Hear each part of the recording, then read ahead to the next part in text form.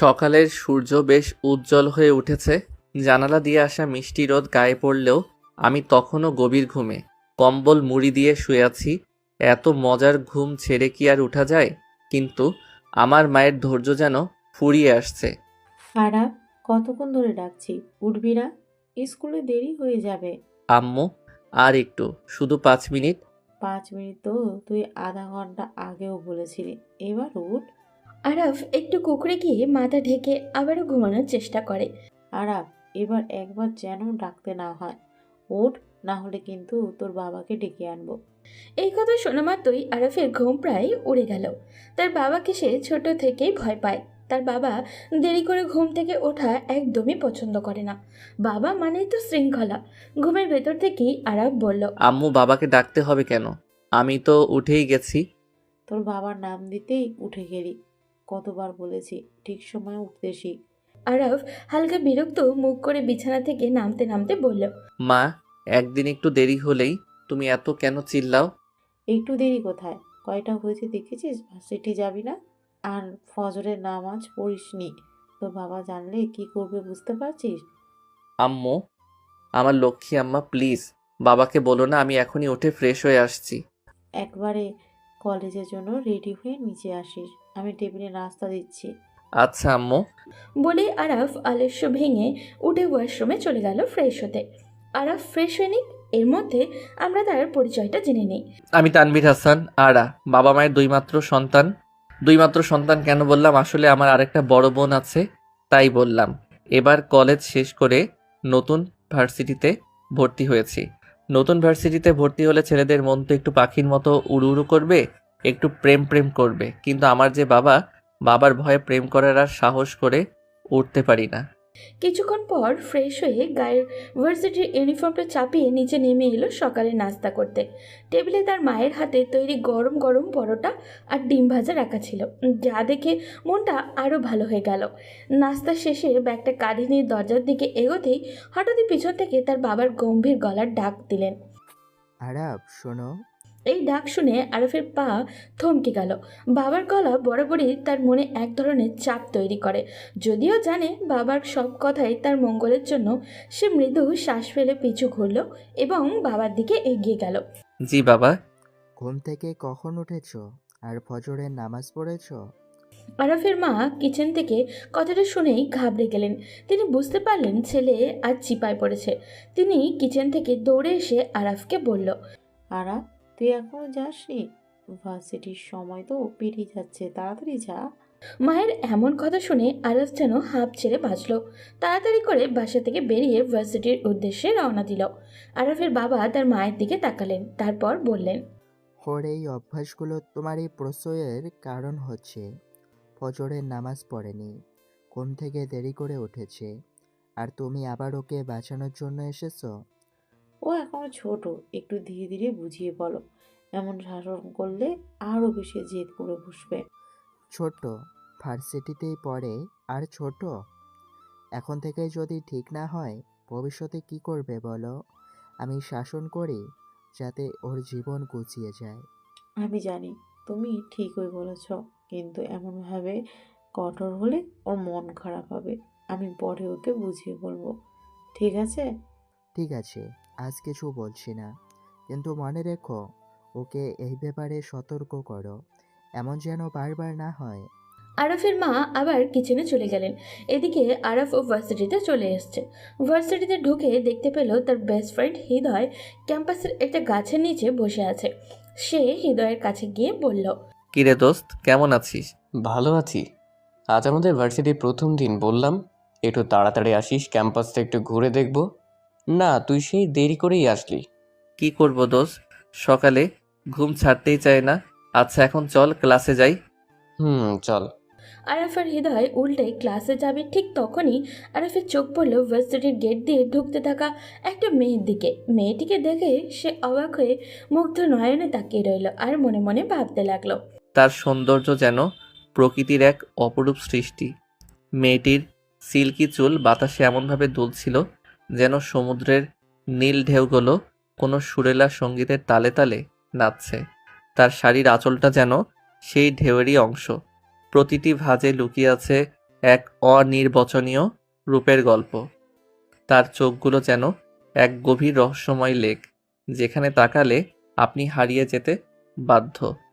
এমন মায়াবী চোখ যা একবার দেখলে আর ফিরিয়ে নেওয়া যায় না, যেন চোখের কোণায় লুকিয়ে আছে এক আকাশ ভরা স্বপ্ন যা কেবল তাকেই মানায়। তার মুখের হাসি যেন ভোরের প্রথম সূর্যালোক, যা অন্ধকারকে সরিয়ে মন ভরে আলো ছড়িয়ে দেয়। আমি অবাক হয়ে তার দিকে তাকিয়ে থাকলাম। মনে হলো, এত নিখুঁত, এত সুন্দর মেয়ে কি সত্যি হতে পারে? তার সৌন্দর্যে যেন চারপাশের সবকিছু ফিকে হয়ে গেছে। মনের মধ্যে অদ্ভুত এক অনুভূতি জাগলো, হৃদয় যেন সুর তুলছে, আর সেই সুরের কেন্দ্রবিন্দু শুধুই সে। এতক্ষণ যার অস্তিত্ব ছিল কেবল আকাশের তারা বা গল্পের কল্পনায়, আজ সে আমার সামনে বাস্তব হয়ে দাঁড়িয়েছে। কিন্তু সে কে? এই মেয়ে কি আমাদের সাথেই পড়ে, নাকি সিনিয়র? আরাফের ধ্যান ভাঙল হৃদয়ের ধাক্কায়। হৃদয় তাকে ধাক্কা দিয়ে বলল, কিরে, কোথায় হারিয়ে গেলি? ক্লাসে যাবি না? দোস্ত, দেখ না মেয়েটা কি সুন্দর। হ্যাঁ, মেয়েটা তো সত্যিই অনেক সুন্দর, কিন্তু দেখে তো মনে হচ্ছে আমাদের সিনিয়র হবে। তুই দেখে কিভাবে বলে দিলি আমাদের সিনিয়র? দাঁড়া, আমি একটু কথা বলে আসি। এই আজ ভার্সিটিতে নতুন এসেছে, এসেই একটা ঝামেলা পাঠিয়ে দিস না। আরে তুই চিন্তা করিস না, একটু দাঁড়া, আমি কথা বলে আসছি। তারপর আরাফ চলে গেল মেয়েটিকে সাথে কথা বলতে। হৃদয় পিছন থেকে অনেক ডাকলো, কিন্তু শুনলো না। আরাফ মেয়েটির কাছে গিয়ে বলল, হাই, আমি আরাফ। হ্যালো, আমি ঐশী। আপনি কি এই ভার্সিটিতে নতুন? হ্যাঁ, আমি এখানে নতুন। ও, তাহলে আপনি কোন ডিপার্টমেন্টের? আমি ইংলিশ। ঐশীকে পুরো কথা বলতে না দিয়েই আরাফ বলল, তাহলে তো আমরা একই ডিপার্টমেন্টের। যাই হোক, ভালোই হলো। আচ্ছা ঠিক আছে, ক্লাসের সময় হয়ে যাচ্ছে, আমাকে ক্লাসে যেতে হবে। শুনুন, একটা কথা বলবো। হ্যাঁ বলুন। আপনি কি জানেন আপনি দেখতে কতটা মায়াবী? আপনার কাজল কালো চোখ দুটোতে যেন জাদু আছে, যা এক নজরে যে কারো হৃদয় ছুঁয়ে যেতে পারে। দেখুন, আমার ক্লাসের সময় হয়ে যাচ্ছে, ক্লাসে যেতে হবে। কথাটি বলেই ঐশী চলে গেল। আর আরাফ তার যাওয়ার দিকে এক দৃষ্টিতে তাকিয়ে রইল। আর হৃদয় যেন এক অদ্ভুত ভালো লাগা কাজ করতে শুরু করলো, যেন কোনো মায়া বা রহস্যময় মাখা অনুভূতি তাকে জড়িয়ে ধরেছে। একটু সময়ের জন্য সে স্থির দাঁড়িয়ে রইল, তারপর নিজের মনের সমস্ত অনুভূতি একদিকে করে ক্লাসে চলে গেল। কিন্তু ক্লাসে এসে সে কিছুটা অবাক হয়ে গেল, ঐশী সেখানে ছিল না। তার অভাব যেন পুরো কক্ষের শান্তি করে নিল। সে খানিকটা চিন্তিত হয়েই পড়ল। ঐশী তো তাকে বলেছিল ইংলিশ ডিপার্টমেন্টের। ঠিক তখনই প্রিন্সিপাল স্যার একটা মেয়েকে সাথে নিয়ে তাদের ক্লাসে প্রবেশ করলেন। মেয়েটিকে দেখে আরাফ অবাক হয়ে গেল, কারণ মেয়েটি আর কেউই নয়, ঐশী। তারপর প্রিন্সিপাল স্যার বললেন, উনি হলেন তোমাদের ইংলিশ ম্যাম, আজকেই জয়েন করেছেন। আর আজ তোমাদেরও প্রথম ক্লাস, আশা করি তোমরা ম্যাডামকে সাপোর্ট করবে। ম্যাডাম, আপনি তাহলে তাদের সাথে পরিচিত হয়ে নেন, আমি আসছি। ঠিক আছে স্যার। প্রিন্সিপাল স্যার চলে গেলেন। তারপর ঐশী বলতে লাগলো, hello dear students, hello ma'am, how are you? I am fine. আমি মিস্তাউল জান্নাত ঐশী। এটা আমার প্রথম ক্লাস তোমাদের সাথে, আর আমার টিচিং লাইফেরও প্রথম ক্লাস। আমি আশা করছি তোমরা সবাই আমাকে সাপোর্ট করবে এবং একসাথে অনেক কিছু শিখব। তাহলে সবাই নিজেদের পরিচয় দিয়ে দাও, যাতে আমরা একে অপরকে আরও ভালোভাবে জানতে পারি। তারপর সবাই একে একে নিজেদের পরিচয় দিতে থাকলো। এদিকে হৃদয় আরফকে হাত দিয়ে একটু খোঁচা দিয়ে বলল, কিরে, বলেছিলাম না ভার্সিটির প্রথম দিন কোনো ঝামেলা বাঁধাস না। আরে আমি কি জানতাম ও আমাদের ম্যাম হবে? আর এত ছোট মেয়ে কি ম্যাম হয় নাকি? উনি ছোট, তুই জানলে কি করে? মেয়েদের বয়স বোঝা যায় নাকি? আরে এখন একটু থাম, দেখ আগে কপালে কি আছে। আল্লাহ তুমি বাঁচাও। সবাই পরিচয় দিল। এবার আরাফের পালা। আরাফ উঠে দাঁড়াতেই ঐশী বলল, মিস্টার আরাফ, তাই না? জি ম্যাম। তো বাইরে কি যেন বলছিলে? কই ম্যাম, কিছু না তো। ভার্সিটিতে প্রথম দিন এসেই মেয়েদের সাথে ফ্লার্ট করা শুরু করে দিয়েছো? ফ্ল্যাট কোথায় করলাম ম্যাম? যা সত্যি তাই বললাম। সুন্দরকে সুন্দর বলেছি, এটাকে কি ফ্ল্যাট করা বলে? আরাফের কথা শুনে ক্লাসের সবাই হো হো করে হেসে দিল। ঐশী সবাইকে ধমক দিয়ে চুপ করিয়ে দিল। তারপর বলল, আজকে প্রথম ক্লাস দেখে তোমাকে মাফ করে দিচ্ছি, বসো। ঐশী ক্লাস শুরু করলো। তার কথা বলার ধরন আর বোঝানোর উপায় একদম প্রফেশনাল ছিল। পুরো ক্লাসটাই বেশ প্রাণবন্ত হয়ে উঠল। আর তার মিষ্টি হাসি আর আত্মবিশ্বাসী আচরণে সবাই মুগ্ধ হয়ে গেল। পুরো ক্লাস জুড়ে আরফ একদম মনোযোগ দিতে পারছিল না। তার চোখ পুরোপুরি ঐশীর উপরেই ছিল, যিনি ক্লাসে নতুন মায়াময় আলো ছড়িয়ে দিয়েছেন।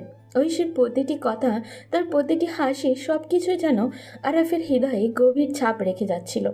ক্লাস শেষে আরফ ভার্সিটির গেটের সামনে তার গাড়ি নিয়ে দাঁড়িয়ে আছে ঐশীর অপেক্ষায়। ঐশী বাসায় যাবে বলে ভার্সিটি থেকে বের হলো। তখনই আরফ ঐশীর কাছে এসে বলল, ম্যাম চলুন, আপনাকে বাসায় ড্রপ করে দেই। নো থ্যাঙ্কস, আমি রিক্সা করে যেতে পারবো। প্লিজ ম্যাম, চলুন না। ঐশী কিছুক্ষণ চিন্তা করে মনে মনে সিদ্ধান্ত নিল যে আজকের দিনটা কষ্টটা যেন একটু কমানো উচিত। তাই সে আরফের দিকে তাকিয়ে হালকা হাসি দিয়ে বলল, ঠিক আছে আরাফ। তারপর ঐশী গাড়িতে উঠে বসলো। আরফ জিজ্ঞাসা করলো, ম্যাম আপনার বাসা কোথায়? মিরপুর। তাহলে তো ভালোই হলো, আমার বাসাও মিরপুর। গাড়ি তার আপন গতিতে চলছে। আরাফ ও ঐশী চুপচাপ বসে আছে। অনেকক্ষণ যাওয়ার পর আরাফ নীরবতা ভেঙে বলল, ম্যাম আই অ্যাম সরি আজকে সকালের ঘটনাটির জন্য। ইটস ওকে, বাট তুমি তো অনেক ভালো স্টুডেন্ট, তাহলে এরকম খারাপ ছেলেদের মতো মেয়েদের সাথে ফ্লার্টিং করো কেন? না ম্যাম, আমি সত্যিই খারাপ ছেলে নই। আসলে এর আগে কখনো কোনো মেয়ের সঙ্গে এভাবে কথা বলিনি। সবসময় পড়াশোনার মধ্যেই ব্যস্ত থাকি, কিন্তু আপনাকে যখন প্রথম দেখলাম জানি না কেন আমার মনে একটা অদ্ভুত অনুভূতি হলো। আপনার সঙ্গে কথা বলতে ইচ্ছে করছিল, তাই হয়তো অজান্তেই ওরকমটা বলে ফেলেছি। আমি সত্যিই দুঃখিত ম্যাম। ঠিক আছে, বুঝতে পারছি, তোমাকে ক্ষমা করে দিলাম। কিন্তু মনে রেখো, তুমি একজন খুব ভালো ছাত্র, আর তোমার লক্ষ্য হওয়া উচিত মনোযোগ দিয়ে পড়াশোনা করা। পড়াশোনার মাধ্যমেই তুমি নিজের পায়ে দাঁড়াবে, একটা ভালো চাকরি পাবে, আর তখন দেখবে একজন সত্যিকারের ভালো মেয়ে তোমার জীবনে আসবে। কিন্তু মনে রেখো, এভাবে মেয়েদের সাথে ফ্লার্টিং করে বা প্রেম ভালোবাসার পেছনে সময় নষ্ট করে জীবনে সফল হওয়া সম্ভব নয়। নিজের স্বপ্ন আর ভবিষ্যৎকে গুরুত্ব দাও। জীবনে যা চাও তা অর্জনের জন্য কঠোর পরিশ্রম করো, আর তখনই তুমি আসল সুখ পাবে। কথাটা বলতে বলতে গাড়ি ঐশীর বাসার সামনে এসে থামলো।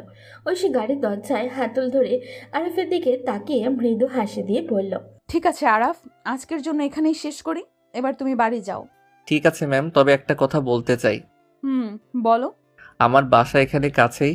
আপনি অনুমতি দিলে আপনি প্রতিদিন একসাথে ভার্সিটি যেতে পারি। তার কোনো প্রয়োজন নেই, আমি একাই যেতে পারবো। ধন্যবাদ। ওকে ম্যাম, আল্লাহ হাফেজ। আল্লাহ হাফেজ। ঐশী ধীরে ধীরে তার বাসার গেটের দিকে হাঁটতে লাগলো। আরফ তখন গাড়ির পাশেই দাঁড়িয়েছিল, তার চোখ ঐশীর দিকে। ঐশী যখন গেটের ভেতরে ঢুকতে যাচ্ছিল, হঠাৎই আরফ পিছন থেকে বলল, ম্যাম আপনি কিন্তু সত্যি অনেক সুন্দর, রূপবতী আর মায়াবতীও। আমি কিন্তু সকালে একটা কথাও মিথ্যা বলিনি। কথাটি বলে আরব গাড়িতে উঠে সেখান থেকে চলে গেল। ঐশী পিছন দিকে তাকিয়ে মুচকি হাসতে লাগলো আর মনে মনে ভাবতে লাগলো, কতটা অদ্ভুত ছেলেটা, এত সরল আবার এত বুদ্ধ, কিন্তু তার কথাগুলো সত্যিই আন্তরিক ছিল। এই দিনটা মনে রাখার মতো হয়ে গেল। ঐশী হাসতে হাসতে ভেতরে চলে গেল। ঐশী এইরকম হাসি দেখে তার বাবা জিজ্ঞাসা করলেন, কিরে মা, কি হয়েছে? এইরকম হাসতেছিস কেন? না বাবা, এমনি কিছু হয়নি। তুমি দুপুরে ওষুধ খেয়েছো তো? হ্যাঁ রে মা, ওষুধ খেয়েছি। ঐশী তার বাবা মায়ের একমাত্র সন্তান। তবে জন্মের সময় তার মা পৃথিবী ছেড়ে চলে গিয়েছিলেন, আর সেই শূন্যতা তাকে ছোটবেলা থেকেই বয়ে বেড়াতে হচ্ছে। বাবা ছিলেন তার পৃথিবী, কিন্তু কিছুদিন আগে একটি ভয়াবহ সড়ক দুর্ঘটনায় তার বাবা 2 পা হারান। এখন তিনি সবসময় হুইল চেয়ারেই বসে থাকেন। তার দিনগুলো কাটে বাড়ির 4 দেওয়ালের মধ্যে। ঐশীর পরিবার খুবই সাধারণ। তার বাবার আয় তেমন কিছু ছিল না, আর এখন তার উপার্জন বন্ধ। বাবার অফিস থেকে দয়া করে দেওয়া একটি ছোট বাসায় তারা থাকেন। এতদিন ঐশীর বাবার কোম্পানি থেকে অল্প কিছু টাকা দেওয়া হতো, আর সেই সামান্য টাকাতেই তাদের সংসার কোনো মতে চলতো। কিন্তু দুর্ভাগ্যবশত কিছুদিন আগে কোম্পানি থেকে সেই টাকাটাও দেওয়া বন্ধ হয়ে যায়। এই পরিস্থিতিতে আর কোনো উপায় না দেখে ঐশী ভার্সিটির জবটা নেয়। তার বাবার চিকিৎসা, তাদের বাসার খরচ এবং নিত্যদিনের প্রয়োজনীয় সব কিছু এখন ঐশীর এই চাকরির আয়ের উপরে নির্ভর করে। ঐশী তার রুমে চলে গেল। তারপর ফ্রেশ হয়ে এসে তার বাবার কাছে বসলো। তার বাবা জিজ্ঞাসা করলেন, আজ তো তোমার প্রথম দিন ছিল ভার্সিটিতে, কেমন গেল? হ্যাঁ বাবা, আজ আমার প্রথম দিন। একটু নার্ভাস ছিলাম, কিন্তু দিনটা মোটামুটি ভালোই কেটেছে। আমার মেয়ে তো খুব সাহসী, ঠিকঠাক সব সামলে নিয়েছো, তাই না? সামলে নিয়েছি, কিন্তু ক্লাসের ছেলেমেয়েরা খুব কিউরিয়াস। সবাই যেন আমার প্রতিটি কথার উপর চোখ রাখছিল। মনে হচ্ছিল আমি যেন পরীক্ষা দিচ্ছি। তাদের দোষ দিচ্ছিস কেন? তুই যে অনেক মিষ্টি আর গুছিয়ে কথা বলিস, সবাই তো মুগ্ধ হবে। ও বাবা, এইসব প্রশংসা রেখে দিন। তবে একটা কথা বলি, সত্যিই ক্লাস নিতে মজা লেগেছে। পড়ানোর সময় মনে হলো আমি সত্যিই কিছু একটা করতে পারছি। শোন মা, তুই এখন শুধু একজন মেয়ে নস, তুই আমার ভরসা, আমার শক্তি। তুই যে দায়িত্ব নিয়েছিস সেটা খুব বড়, কিন্তু কখনো ভয় পাস না, আমি জানি তুই পারবি। ঐশীর চোখে জল এসে গেল। সে বাবার হাতটা শক্ত করে ধরল আর বলল, বাবা, আমি চেষ্টা করব, তোমাকে আর কোনোদিন কোনো কষ্ট পেতে দেব না। ঐশীর কথা শুনে তার বাবা আর নিজেকে ধরে রাখতে পারলেন না। তিনি কাঁপা কাঁপা হাতে ঐশীকে জড়িয়ে ধরলেন। ঐশীর চোখ থেকে কয়েক ফোঁটা অশ্রু ফসকে পড়ে গেল। পরিবেশ একেবারে নীরব হয়ে গেল। শুধু তাদের ভালোবাসার নিঃশব্দ ভাষা চারপাশে ছড়িয়ে পড়ল। এদিকে আরাফ বাসায় গিয়ে ফ্রেশ হয়ে কিছুক্ষণ শুয়েছিল। তার ক্লান্ত শরীর আর ভার্সিটির প্রথম দিনের উত্তেজনা মিলিয়ে কখন যে ঘুমিয়ে পড়েছে সে নিজেও জানে না। প্রায় রাত তখন 10টার দিকে তার ঘুম ভাঙল। আরব ঘুম থেকে উঠে কিছুক্ষণ বিছানায় বসে থাকলো। তারপর ধীর পায়ে নিচে নামলো। ডাইনিং টেবিলে গিয়ে দেখলো তার মা রাতের খাবার আয়োজন করেছে। মা, এত রাতে খেতে দিচ্ছ কেন? আগে ডাকলে তো পারতে। তোর ঘুমটা এমন গভীর ছিল ডাকতে মন সায় দেয়নি। তোর তো আজ ভার্সিটির প্রথম দিন ছিল, ক্লান্ত ছিলে মনে হয়, তাই ঠিক করেছি ঘুম ভাঙলে তবে খেতে বলবো। আরফ একটু হাসলো। ডাইনিং টেবিলে বসে মাকে খাবার দিতে বলল। খাবারের ঘ্রাণে তার ক্ষুধা যেন আরও বেড়ে গেল। খাবার খেতে খেতে তার মাকে বলল, মা, সত্যি বলি, আজ দিনটা খুব ইন্টারেস্টিং ছিল। ভার্সিটির অনেক নতুন অভিজ্ঞতা হলো, তবে অনেক মজাও পেয়েছি। তুই আর তোর নতুন অভিজ্ঞতা। আচ্ছা, খেয়ে নিয়ে তোর বাবার কাছে একটু বসে গল্প করিস, ও তোকে দিনভর দেখেনি। আরফ খাবার খেতে খেতে মায়ের কথাগুলো শুনছিল আর তার মনে আজকের দিনে নানান ঘটনা ঘুরপাক খাচ্ছিল, বিশেষ করে ঐশীর সঙ্গে কাটানো মুহূর্তগুলো। সে কথাগুলো ভাবছিল আর মিটমিট করে মনে মনে হাসছিল। তার এই হাসি দেখে তারপর তার বোনও তিশা বলল, কি রে আরাফ, এভাবে মিটিমিটি হাসছিস কেন? কি হলো? কই কিছু না, এমনি। তিশা একটু মুচকি হাসলো, যেন কিছু একটা বুঝে গেছে। তারপর বলল, এমনি এমনি তো আর হাসবি না, ডাল মে কুছ কালা লাগ রা হে। তুই ভার্সিটির প্রথম দিন কারোর প্রেমে পড়লি নাকি? আরফ তাড়াতাড়ি মাথা নেড়ে দিল, কিন্তু মুখে লাজুক হাসিটা আটকে রাখতে আর পারল না। আপু, এসব কি বলিস? কিছু না, আমি তো স্রেফ নতুন পরিবেশে একটু আলাদা মজা পাচ্ছি। আচ্ছা, বুঝেছি। আচ্ছা বল, কে সেই লাখি মেয়ে? কার প্রেমে পড়েছিস? আরে কিছু না, ভার্সিটিতে নতুন বন্ধু হয়েছে, তাই মনে একটু ভালো লাগছিল। হ্যাঁ, বুঝতে পেরেছি, এটা বন্ধু নয় বান্ধবী হয়েছে, তাই না? তবে তোর সাথে ওই মেয়েটার কিছু ঘটেছে নাকি? আপু প্লিজ, এসব কিছুই না। তুই কি শুরু করলি? আচ্ছা ঠিক আছে, তুই চাইলে কিছু বলিস না, কিন্তু মনে রাখিস আমার কিন্তু দরকার পড়বে একদিন। ওইটা সময় আসলেই দেখা যাবে। আরব খাবার শেষ করে উঠতে তার রুমে চলে গেল। রুমে গিয়ে মোবাইলটা হাতে নিয়ে ফেসবুক খুলল। প্রথমেই তার মনে হলো ঐশীর আইডি খুঁজে বের করবে। সে সার্চ বারে ঐশীর নাম লিখে চাপ দিল। প্রায় অনেকক্ষণ ধরে সে স্ক্রল করতে থাকলো, কিন্তু ঐশীর আইডি পেল না। সে বিরক্তি নিয়ে স্ক্রল করছিল, বারবার নামগুলো খুঁজে দেখছিল, কিন্তু কিছুই পাচ্ছিল না। আর বিরক্তি নিয়ে ঘুমিয়ে পড়েছিল। কিছু সময় পর ফজরের নামাজের সময় তার মা এসে তাকে ডেকে দিল। আরফ চোখ মেলে উঠে নামাজ পড়ে আবারও ঘুমিয়ে পড়ল। প্রায় 8টার দিকে আবার তার মা এসে তাকে ডাক দিলেন, কিন্তু আজও আরফের মুখে বিরক্তির ছাপ ছিল। সে এক চোখ মেলে উঠে বিছানা থেকে উঠে দাঁড়ালো। ফ্রেশ হয়ে নিচে ডাইনিং টেবিলে আসলো। ডাইনিং টেবিলে এসে দেখে তার বাবা আগে থেকেই নাস্তা করছেন। আরফ চুপচাপ এসে খাবার টেবিলে বসলো। তার বাবা বললেন, আরাব, আমি তোমার সাথে কিছু গুরুত্বপূর্ণ কথা বলতে চাই। জি বাবা, বলেন। শুধু পড়ালেখা শিখলে আর ভালো রেজাল্ট করলেই তো হয় না, জীবনে ডিসিপ্লিন অনেক জরুরি। তুমি যদি শুধুমাত্র বইয়ে মনোযোগী হও কিন্তু জীবনযাপনে কোনো শৃঙ্খলা না থাকে, তাহলে কোনো লাভ হবে না। তুমি যেভাবেই জীবনযাপন করছো, এটাকে তো কোনো ডিসিপ্লিন বলা যায় না। সময়ের কোনো মূল্য তুমি জানো না, কাজগুলোতে কোনো মনোযোগ নেই, কাজটা শেষ করার পরে পরবর্তী কাজের প্রতি আগ্রহ বা যত্ন নেই। তাহলে এখন আমাকে কি করতে হবে বাবা? তুমি পড়াশোনায় মনোযোগের সাথে সাথে প্রতিটি কাজের প্রতি মনোযোগ দাও। সঠিক সময় সঠিক কাজটা করতে শিখো। জীবনকে একটা লক্ষ্য দিয়ে চলো। যদি এমনভাবে চলতে থাকো তাহলে শুধু পড়াশোনায় ভালো হওয়া নয়, জীবনের প্রতিটি ক্ষেত্রে সফল হতে পারবে। তোমার ভবিষ্যতের জন্য এই শৃঙ্খলা অনেক জরুরি। বাবা, বুঝতে পারছি। তুমি যদি এখন এই ডিসিপ্লিন শিখে নিতে না পারো তাহলে তুমি আমার ব্যবসা কিভাবে পরিচালনা করবে? আমি তো চাই তুমি শুধু পড়াশোনায় ভালো না হয়ে একজন ভালো মানুষ হও, যে নিজের কাজগুলো সঠিকভাবে করতে জানে, এবং একদিন আমার জায়গায় এসে তুমি এই ব্যবসা সফলভাবে চালাতে পারো। আচ্ছা ঠিক আছে, এবার তুমি একটু থামো, ছেলেটাকে খেতে দাও। আমি কেন ছেলেকে এরকম কথা বলছি তুমি জানো, আরাফের মা? তুমি জানো আমি জীবনে কত কষ্ট করে এই সফলতা অর্জন করেছি। আমি যদি আজকের মতো একটা অবস্থানে এসে পৌঁছাতে পারি, সেটা শুধু পরিশ্রম, ডিসিপ্লিন আর সঠিক পথ অনুসরণ করার জন্যই। আমি চাই আমার ছেলে ছোট থেকেই একজন ভালো মানুষ এবং সফল মানুষ হিসেবে গড়ে উঠুক। আমি তাকে সব কিছু দিতে পারবো, কিন্তু যদি সে নিজের পায়ে দাঁড়াতে না শিখে, যদি সে শৃঙ্খলা, পরিশ্রম আর সঠিক সময়ের মূল্য না শিখে, তাহলে তার অর্জন কিছুই হবে না। জি বাবা, আমি বুঝতে পেরেছি আপনার কথা। আমি আপনার দেওয়া উপদেশগুলো মেনে চলার চেষ্টা করব। আরাফ নাস্তা শেষ করে বাসা থেকে বের হয়ে ভার্সিটির উদ্দেশ্যে গাড়িতে উঠল। গাড়িতে স্টার্ট দিতে গিয়ে হঠাৎ তার মনে পড়ে গেল ঐশীর কথা। কিছুক্ষণ স্থির হয়ে থাকার পর সে গাড়ি চালানোর পরিবর্তে হেঁটে বের হওয়ার সিদ্ধান্ত নিল। হেঁটে হেঁটে ঐশীর বাসের সামনে এসে পৌঁছালো। ঠিক তখনই ঐশী বাসা থেকে বের হয়ে রিক্সা খুঁজতে শুরু করলো এবং কিছুটা সামনে এগিয়ে যেতে থাকলো। আরাফ দেখতে পেল ঐশী একদম সোজা হাঁটছে, তাই সে তার পেছন পেছন চলে যেতে শুরু করলো।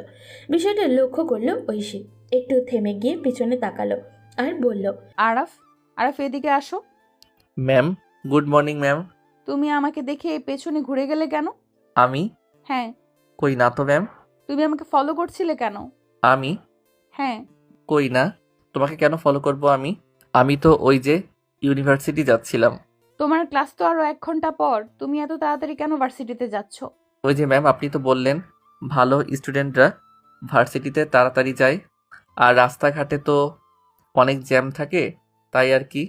আচ্ছা, আগে যাওয়া ভালো, কিন্তু আমি যে কাল বিকেলে দেখলাম তুমি আমার বাসার সামনে দাঁড়িয়েছিলে আর উপর দিকে তাকাচ্ছিলে কেন? ম্যাম, আমরা ক্রিকেট খেলি তো, আর আমাদের রাস্তায় কাজ চলতেছে, তাই নতুন রাস্তা খুঁজতেছিলাম। আচ্ছা ঠিক আছে, কিন্তু তোমার গাড়ি দেখছি না। আজ ভার্সিটিতে কিভাবে যাবে? আজ ভাবছি রিক্সায় যাব, হাওয়া খেতে খেতে। ও আচ্ছা ঠিক আছে। আচ্ছা একটা রিক্সা দেখো। রিক্সা ঢাকার কথা শুনে আরাফের মনটা যেন আনন্দে ভরে উঠল। তার মনে হলো আজ সে ঐশীর সঙ্গে একই রিক্সায় যাবে। সেই ভাবনায় তার মুখে এক মিষ্টি হাসি ফুটে উঠল। সে দ্রুত একটি রিক্সার ডাক দিল আর ঐশীও রিক্সায় উঠে বসে। আরাফ রিক্সায় উঠে পাশে বসে যেতে যাচ্ছিল, কিন্তু তখনই ঐশী তার দিকে তাকিয়ে বলল, আরাফ, সামনে থেকে আমার একটা ফ্রেন্ড উঠবে, তো তুমি আরেকটা রিক্সা নিয়ে চলে আসো, আর ভার্সিটিতে দেখা হবে। Good bye. এই কথাটা শুনেই আরাফের সমস্ত আনন্দ যেন এক মুহূর্তেই উড়ে গেল। সে কিছুক্ষণ চুপ করেছিল, তারপর আরাফ আরেকটা রিক্সা নিয়ে ভার্সিটিতে চলে গেল। ভার্সিটিতে গিয়ে দেখলো রিয়াদ এখনো আসেনি, তাই সে রিয়াদকে কল করলো। হ্যালো রিয়াদ, কই তুই? কেন, আমি তো বাসায়। ভার্সিটিতে আসবি না? ভার্সিটিতে আসবো তো, কিন্তু ক্লাসে তো এখনো সময় আছে। তুই এত তাড়াতাড়ি ভার্সিটিতে কি করিস? কিছু না, আজ ঘুম একটু তাড়াতাড়ি ছেড়ে গেছে, তাই চলে আসলাম। তুই চলে আয় তাড়াতাড়ি, আমি অপেক্ষা করছি। আচ্ছা ঠিক আছে, আমি আসতেছি। তারপর আরাফ ক্যাম্পাসের পুকুর ঘাটে এসে বসলো। শান্ত পরিবেশ আর পুকুরের স্নিগ্ধতা তার মনকে একটু শান্তির অনুভূতি দিচ্ছিল। কিছুক্ষণ পর হৃদয়ও আসলো আরাফের পাশে এসে বসে, একটু হাসি দিয়ে বলল, কিরে, আজ এত তাড়াতাড়ি চলে আসলি? আর এখানে একা একা বসে কি করছিস? কিছু না, এমনিতেই বসে আছি। মনটা অনেক খারাপ, একটা বিষয় নিয়ে অনেক চিন্তিত, কিছুই বুঝতে পারছি না। কি হয়েছে, আমাকে সবকিছু খুলে বল। আমি মনে হয় ঐশী ম্যামকে ভালোবেসে ফেলেছি। সব সময় শুধু তারই কথা মনে পড়ে, কিন্তু তিনি তো আমার সিনিয়র। আমাদের সম্পর্কটা কি কোনোভাবে সম্ভব? আমি কি ম্যামকে আমার ভালোবাসা বোঝাতে পারবো? আরাফ, আমি বুঝতে পারছি তোর অনুভূতিগুলো। যখন একজন বিশেষ মানুষকে পছন্দ করো, তখন সেটা সত্যিই খুব শক্তিশালী একটা অনুভূতি হতে পারে। কিন্তু একটা বিষয় মনে রেখো, সম্পর্ক গড়ার জন্য শুধু ভালোবাসা যথেষ্ট নয়। ঐশী ম্যাম তো সিনিয়র এবং তিনি আমাদের শিক্ষক। এই বাস্তবতা মেনে চলাটা খুবই গুরুত্বপূর্ণ। সম্পর্ক যখন প্রফেশনাল সীমার মধ্যে থাকে, তখন তার সাথে বন্ধুত্বপূর্ণ সম্পর্ক গড়া আরও ভালো হতে পারে। আগে থেকেই যেন তোমরা একে অপরকে ভালোভাবে বুঝতে পারো। হৃদয় একটু বিরত নিয়ে আবারও বলল, তবে তুই যদি তার প্রতি সত্যি ভালোবাসা অনুভব করিস, সেটা সরাসরি তাকে বোঝানোর চেয়ে প্রথমে তার সাথে বন্ধুত্বপূর্ণ সম্পর্ক তৈরি করো। তার প্রতি সম্মান আর শ্রদ্ধা দেখাও। কিছুই তাড়াহুড়ো করতে হবে না। তুই যেভাবে একজন ভালো মানুষ হিসেবে তাকে দেখাতে পারবে, সেভাবেই চেষ্টা করো। তবে মনে রাখবি, যদি তিনি তোকে সত্যিই পছন্দ করেন, তাহলে সম্পর্ক একটা সময় নিজেই গড়ে উঠবে। কিন্তু তাতে যদি না হয়, তাও ভালোভাবেই নিজের পথ চলতে হবে। আরাফ হৃদয়ের কথাগুলো খুব মনোযোগ দিয়ে শুনছে, আর হৃদয় আরেকটু গম্ভীর হয়ে বলল, আসলে সম্পর্কের ক্ষেত্রে সবচেয়ে গুরুত্বপূর্ণ বিষয় হলো মানসিক সংযোগ। তুই যদি তাকে ভালোবাসিস, তাতে কি তারও তোর প্রতি একই অনুভূতি আছে, সেটা ভাবতে হবে। আর কখনো যদি তোর অনুভূতিগুলো প্রকাশ করিস, তখন সেটা সঠিক সময়ে ও সঠিক পরিস্থিতিতে যাতে তা জন্য আর তোর জন্য স্বস্তিকর হয়। তুই ঠিক বলেছিস হৃদয়, খুব তাড়াহুড়া করাটা ঠিক হবে না। ধীরে ধীরে সবকিছুই বুঝে করতে হবে। হ্যাঁ আরাফ, ভালোবাসা কখনো জোর করে ঘটানো যায় না। তার জন্য সময় ও পর্যাপ্ত মূল্যবান সুযোগ প্রয়োজন। আচ্ছা, এখন চল, ক্লাসের সময় হয়ে গেছে। তারপর আরাফ আর হৃদয় ক্লাসে চলে গেল। ঐশী ম্যাম এসে পড়াতে শুরু করলেন। পুরো ক্লাস জুড়ে শুধু ঐশীর উপস্থিতি যেন এক ধরনের শান্তিপূর্ণ দৃষ্টি তৈরি করেছে। কিন্তু আজ কিছু অন্যরকম ছিল। কখনো কখনো যখন ক্লাস চলছিল, ঐশী অজান্তেই তার দৃষ্টি আরাফের দিকে চলে যাচ্ছিল। সে অনুভব করছিল তার চোখ বারবার যেন আরাফের দিকেই ফিরে আসছে, আর তাকে এক ধরনের অদ্ভুত ভালো লাগা অনুভূত হচ্ছিল। সে বুঝতে পারছিল না কেন এমনটা হচ্ছে, তবে একটি অস্বাভাবিক অনুভূতি তার মধ্যে তৈরি হচ্ছিল। এটি ছিল এক ধরনের মিষ্টি কৌতূহল, আর মনে হচ্ছিল তার মন যেন নিজেই কোনো অজানা টানে আরাফের দিকে চলে যাচ্ছে। যদিও সে নিজেও পুরোপুরি জানতো না কেন, কিন্তু সেই মুহূর্তে তার মনের মধ্যে কিছু অস্পষ্ট কিন্তু শক্তিশালী অনুভূতি জন্ম নিচ্ছিল। কখনো চোখের কোণে, কখনো বা মন থেকে যেন কিছু একটা তার দিকেই টানছিল। ঐশী ভাবছিল, এটি কি শুধুই আমার মনে হচ্ছে, নাকি কিছু একটা বিশেষ আছে? আমি কি সত্যিই আরাফের প্রতি আকৃষ্ট হয়ে পড়েছি? কেন আজকের দিনটা এত অদ্ভুত লাগছে? তার দিকে তাকালে কেন এমন এক অনুভূতি কাজ করছে? ছেলেটা কি এতটা সুন্দর? আর তার মায়াবী চোখের দৃষ্টি যেন এক মধুর রোশনী, যা আমার হৃদয়ে গভীরভাবে পৌঁছায়। তার দিকে তাকিয়ে থাকলে মনে হয় যেন কিছু একটা আমাকে ঘিরে ফেলেছে, এমন এক ভালোবাসা যা আমি আগে কখনো অনুভব করিনি। ঐশী এক সেকেন্ডের জন্য থেমে গিয়ে নিজেকে প্রশ্ন করল, এটি কি সম্ভব? আমি কি সত্যিই প্রেমে পড়েছি? অথচ জীবনে তো কখনো ভালোবাসার পূর্ণতা বুঝিনি, কখনো এমন কিছু অনুভব করিনি। এই অনুভূতি কি শুধু ক্ষণস্থায়ী? কিন্তু এ তো আমার স্টুডেন্ট, আমি কিভাবে এমন অনুভূতি অনুভব করছি? আমাদের সমাজ কি কখনো এটাকে মেনে নেবে? একজন শিক্ষক তার ছাত্রের প্রতি এমন অনুভূতি পোষণ করলে সেটা কি ঠিক হবে? ঐশী নিজেকে প্রশ্ন করছিল, কিন্তু মনের মধ্যে থাকা এই সমস্ত কনফিউশন তাকে আরও বেশি বিভ্রান্ত করছিল। সে জানতো কিছুটা সময়ের জন্য হয়তো এই অনুভূতিগুলো অস্বাভাবিক মনে হবে, কিন্তু তা স্বীকার করেও তাকে চুপচাপ থাকতে হবে। তবে হৃদয়ের মধ্যে যা ঘটেছিল তা যেন তাকে কিছু বলতে বা কিছু করার দিকে টানছিল। যদি সে জানতো তার এই অনুভূতির প্রতি সমাজের একটি নির্দিষ্ট মানদণ্ড ছিল। আজ ক্লাসে আরাফ লক্ষ্য করলো ঐশীর আচরণ একটু ভিন্ন রকম। তার চোখের দৃষ্টি, তার কথার ধরন, সব কিছু যেন কিছুটা পরিবর্তন মনে হচ্ছে। কিছু অস্বাভাবিক কিন্তু মিষ্টি ব্যাপারটাও লক্ষ্য করলো সে। ঐশী মাঝে মাঝে তার দিকে তাকাচ্ছিল, যেন কিছু একটা ভাবছে, কিন্তু সেগুলোকে স্বাভাবিকভাবে নিলেও আরাফের মনে এক অদ্ভুত অনুভূতি কাজ করছিল। হৃদয়ের বলা কথাগুলো তার মনে ভেসে উঠল। ঐশী হয়তো তোর দিকে একটু অন্যভাবেই তাকাচ্ছে, হয়তো কিছুটা ভালোবাসা অনুভব করছে ও। এখন তাকে নিজের জায়গা করে নিতে হবে, তার মন জয় করতে হবে। আরাফের মনে হতে লাগলো এই সুযোগটাই তার জন্য সঠিক। যদি ঐশী সত্যিই তাকে পছন্দ করতে শুরু করেছে, তাহলে তার কাজ হলো ঐশীর মনের মধ্যে একটা জায়গা করে নেওয়া, তার প্রতি আস্থা এবং ভালোবাসার স্থান তৈরি করা। এই ভাবনাটা তাকে নতুনভাবে উজ্জীবিতই করছিল। আর সে জানতো এখন সময় এসেছে ঐশীর কাছে তার ভালোবাসার কথা পৌঁছানোর। তবে সেটা সঠিক সময় এবং সঠিকভাবেই করতে হবে। এখন তার একটাই লক্ষ্য, ঐশী আরও কাছ থেকে জানার সুযোগ তৈরি করা এবং তার জীবনে একটি স্থায়ী জায়গা তৈরি করে নেওয়া। আরাফ ভার্সিটির বাইরে গিয়ে দাঁড়িয়ে অপেক্ষা করতে লাগলো ঐশী আসার। কিছুক্ষণ পর ঐশী আসলো। ঐশীকে দেখে আরাফ বলল, ম্যাম, আজকে আমরা একসাথে বাসায় ফিরতে পারি? না আরাফ, আমি একাই চলে যাব। আমাদের সাথে যাওয়াটা মনে হয় ঠিক হবে না। কেন ম্যাম?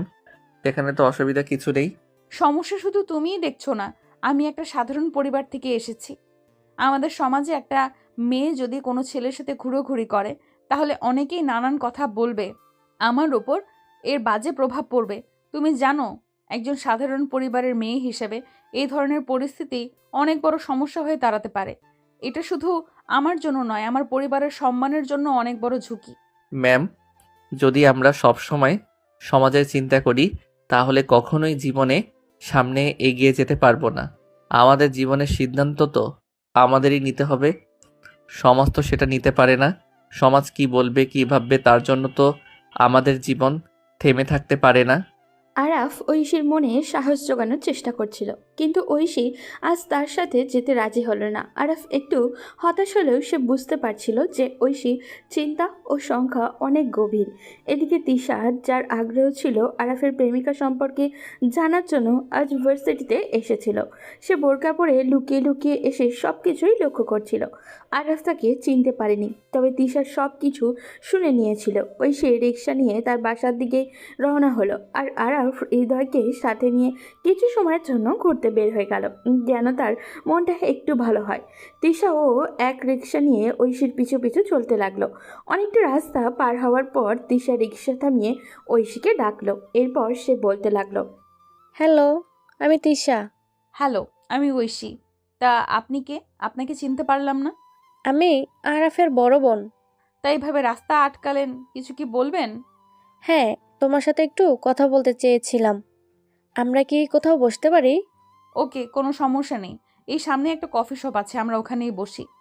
হুম, চলো। তারপর তিশা আর ঐশী ওই কফি শপে চলে গেল। কফি শপে গিয়ে একটা টেবিলে বসলো দুজন। তারপর তিশা ঐশীকে জিজ্ঞাসা করলো, ঐশী, তুমি কি অর্ডার করবে? আপু, আসলে আমি কিছু খাবো না। তা কি করে হয়? কিছু অর্ডার করো, একটা কফি নাও। ঠিক আছে, তাহলে একটা ক্যাপাচিনো অর্ডার দিয়ে দিন, অল্প চিনি দিয়ে। Excuse me, yes ma'am, tell me. One cappuccino with little sugar and one black coffee without sugar. আপু, এখন বলেন কি বলবেন। তুমি আমাকে আফু বলে ডাকছো কেন? আমরা তো সমবয়সী হব। তুমি আমাকে তুমি করেই বলো। ওকে, ঠিক আছে, এবার বলুন। কিছুদিন ধরে আরাফের মধ্যে আমি কিছু চেঞ্জ লক্ষ্য করেছিলাম, তাই আজ একটু ফলো করার সিদ্ধান্ত নেই। এবং তোমাদের কিছু কথাবার্তা শুনলাম। কথাবার্তা শুনে মনে হলো তোমরা দুজন দুজনকে পছন্দ করো। আমার ধারণাটা কি ঠিক? আমি জানি আরাফ আমাকে পছন্দ করে এবং হয়তো সে আমাকে ভালোবাসে, কিন্তু আমি এখনো নিশ্চিত না। আমার মনে হয় আমি তাকে ভালোবাসি, কিন্তু কখনো সঠিকভাবে নিজেকে বুঝতে পারছি না। যখন তাকে দেখি বা যখন তার সাথে কথা বলি, আমার হৃদয়ে অন্যরকম একটা অনুভূতি নিয়ে ভরে ওঠে। তার পাশে থাকতে ভালো লাগে, তবে কি সেটা আসলেই ভালোবাসা, আমি নিশ্চিত হতে পারছি না। ঐশী, তুমি যা অনুভব করছো সেটা অনেকটাই স্বাভাবিক। ভালোবাসা কখনো একে অপরকে বুঝতে বোঝাতে আসে না, বরং সেটা সময়ের সাথে সাথে গভীর হয়। তুমি যখন আরাফের পাশে থাকো, যখন তার সাথে কথা বলো, তোমার হৃদয়ের অনুভূতি যে অনুভব করে সেটা খুবই মূল্যবান। আর সেটাই বোঝায় যে তুমি ও আরাফকে ভালোবাসো। একে অপরকে ভালোবাসলে আর পছন্দ করলেই কি সব কিছু হয়? আরাফ আমার স্টুডেন্ট, আমি তার থেকে বয়সে বড়, আর তাছাড়া আমি একটা সাধারণ পরিবারের মেয়ে। ভালোবাসা কখনো বয়স থেকে হয় না। তুমি হয়তো জানো, বলিউডের অভিনেতা শাহিদ কাপুর তার থেকে 13 বছর বড় মেয়ে মীরা রাজপুতকে বিয়ে করেছেন। মীরা রাজপুত ছিলেন একজন সাধারণ ঘরের মেয়ে, কিন্তু তাদের ভালোবাসা এ সম্পর্কে সব বাধা পেরিয়ে গিয়েছে। কিন্তু আমাদের জীবনটা তো আর বলিউড না। বলিউডের মতো তো আর আমাদের জীবন চলে না। আমাদের সমাজ পরিবেশ সব কিছু আলাদা। সব কিছু কি মানিয়ে নেওয়া সম্ভব? মানিয়ে নেওয়া সম্ভব যদি আমরা নিজেদের মতন ভালো থাকতে চাই। জীবনে কিছু সিদ্ধান্ত আমাদের নিজের, আর যখন যেটা সত্যি অনুভূতি ভালোবাসা নিয়ে হয়, তখন কিছুটা সাহস লাগে, আর বাকিটা সময়ের উপর নির্ভর করে। ঐশী কিছুক্ষণ চুপ করে থাকে। তিশার কথাগুলো তার মনের গভীরে পৌঁছে যায়, যেন এক অদৃশ্য শক্তি তাকে প্রেরণা দেয়। তার মনে এক অদ্ভুত সাহস সঞ্চারিত হয়। মনে মনে ভাবতে থাকে, হ্যাঁ, জীবনের কিছু গুরুত্বপূর্ণ সিদ্ধান্ত তো আমাকে নিজেই নিতে হবে। আমি যদি সত্যিই তার জন্য ভালোবাসা অনুভব করি, তাহলে সমাজ বা পরিবেশ আমাকে থামাতে পারবে না। ঐশীর মনের মধ্যে এক নতুন আশা জাগে, যেন তার ভালোবাসার পথটা আরেকটু পরিষ্কার হতে শুরু করেছে। ঐশীকে অনেকক্ষণ চুপ করে থাকতে দেখে তিশা আবারও বলতে লাগলো, আমার ভাইটা খুব সহজ সরল, তবে মাঝে মাঝে একটু দুষ্টামি করে, কিন্তু তার মধ্যে একটা অসীম ভালোবাসা লুকানো থাকে। মানুষের প্রতি তার একটি দুর্বলতা রয়েছে। এমন মনের মানুষ যদি তুমি জীবনসঙ্গী হিসেবে পাও, তাহলে আমি নিশ্চিত তোমার জীবন হবে সুখী। তুমি এমন একজন সঠিক মানুষকে বাসা পাবে, যার সঙ্গে তোমার বাকি জীবনটুকু কাটানো যাবে। ঐশী এখনো চুপ করেই আছে, কোনো কথা বলছে না। তিশা আবারও বলল, আমার মনে হয় এখন আমাদের একটু সময় নিয়ে চিন্তা করা উচিত। তুমি তোমার বাসায় গিয়ে নিজ থেকে ভাবো, নিজের মনের সঙ্গে বোঝো, সত্যিই কি তুমি আরাফকে ভালোবাসো? তারপর আমাকে জানাও, আর বিশ্বাস রাখো আমি তোমাদের পাশে আছি, তোমাদের সাপোর্ট করতে প্রস্তুত। আমি চাই আমার ভাই জীবনে একজন ভালো মানুষের সুখে থাকতে পারুক। ঠিক আছে, আমি তোমার সব কথাই মাথায় রাখবো। আমাকে একটু সময় দাও। আজকের রাতটা নিজের মতো কাটাতে চাই। কালকে আমি তোমাকে জানিয়ে দেব।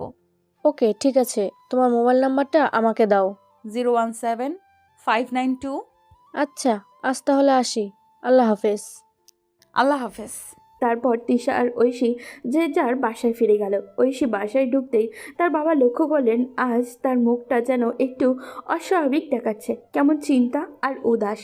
তিনি আদর ভরা কণ্ঠে ঐশীকে ডেকে বললেন, কিরে মা, তোর মুখটা এমন কেন? কিছু হয়েছে নাকি? না বাবা, কিছু হয়নি। সারাদিন কাজের প্রেশারে একটু ক্লান্ত লাগছে। মারে, ছেলেমেয়েরা কি বাবা মায়ের কাছ থেকে কিছু লুকাতে পারে? বাবা মারা তাদের সন্তানের মুখ দেখায় সব কিছু বুঝে যায়। তোর কিছু একটা হয়েছে আমাকে বল। বাবা, তুমি আমার সবচেয়ে ভালো বন্ধু। আমার কিছু হলে তোমাকে সবার আগে জানাবো। আচ্ছা ঠিক আছে, যা রুমে গিয়ে ফ্রেশ হয়ে খাবারটা খেয়ে নে। ঠিক আছে বাবা। ঐশী রুমে গিয়ে একটুখানি বিশ্রাম নিল। কিছুক্ষণ পর সে ওয়াশরুমে চলে গেল শাওয়ারের নেওয়ার জন্য। শাওয়ারটা ছেড়ে তার নিচে চুপচাপ বসে রইল। ঠান্ডা পানির ধারায় এসে তাকে ঐশীর মনে যেন হাজারো চিন্তার ভিড়। এখন কি করা উচিত, এই প্রশ্নটা ঘুরপাক খাচ্ছে তার মাথায়। আরাফের সঙ্গে সম্পর্কটা কি এগিয়ে নিয়ে যাওয়া উচিত, নাকি এটাই ঠিক হবে না? ঐশী বুঝতে পারছে সে তো আরাফের থেকে বয়সে বড়। ইউনিভার্সিটিতে যদি বিষয়টা জানাজানি হয়ে যায় তাহলে ব্যাপারটা কেমন হবে। এদিকে আরাফের প্রতি তার ভালোবাসা প্রতিনিয়তই বেড়ে চলেছে। অন্যদিকে এই সম্পর্কের সামাজিক প্রভাব তাকে ভাবিয়ে তুলছে। সিদ্ধান্তহীনতায় ঘেরা ঐশী সময়ের হিসেবে ভুলে শাওয়ারের নিচে বসে থাকে। বেশ কিছুক্ষণ পর বাবার ডাকে তাকে বাস্তবে ফিরে আনলো। ওসির এতক্ষণ ধরে বাথরুমে কি করছিস? ঠান্ডা লেগে যাবে তো। ঐশী তার বাবার আওয়াজে হকচকিয়ে ওঠে। শাওয়ার সেরে তাড়াতাড়ি কাপড় পরিবর্তন করে বাইরে বেরিয়ে এলো। তারপর কিচেনে এগিয়ে সকালের খাবারগুলো একটু গরম করলো। সব কিছু শেষ করে সে রুমে ফিরে এলো। সারাদিনের কাজের ক্লান্তি আর মন জুড়ে থাকা চিন্তাগুলো যেন তাকে আরও ভারাক্রান্ত করে তুলেছে। বিছানায় গিয়ে বালিশে মাথাটা ছোঁয়াতেই যেন শরীর আর মনের ক্লান্তি একসঙ্গে জড়িয়ে ধরল। কিছু বুঝে ওঠার আগেই গভীর ঘুমে তলিয়ে গেল ঐশী। এদিকে সন্ধ্যা গড়িয়ে রাত প্রায় 9টা। আরাফ এখনও বাসায় ফিরল না। তিশার মনে অস্বস্তি বাড়তে শুরু করলো। আরাফ তো কখনো এত দেরি করে বাসায় আসে না, তাহলে কি কিছু হয়েছে? তার মনে নানান দুশ্চিন্তার ভিড় জমতে লাগলো। শেষমেশ আর ধৈর্য রাখতে না পেরে তিশা ফোন তুলে আরাফকে কল দিল। হ্যালো। আরাফ, তুই কোথায়? এত রাত হয়ে গেল এখনো বাসায় আসলি না? মা বাবাও তো চিন্তা করছে। এই তো আপু, আমি হৃদয়ের সাথে মুভি দেখতে চলে আসছিলাম। এখনই বাসায় আসতেছি, আধা ঘন্টা লাগবে। আচ্ছা ঠিক আছে, তাড়াতাড়ি চলে আয়।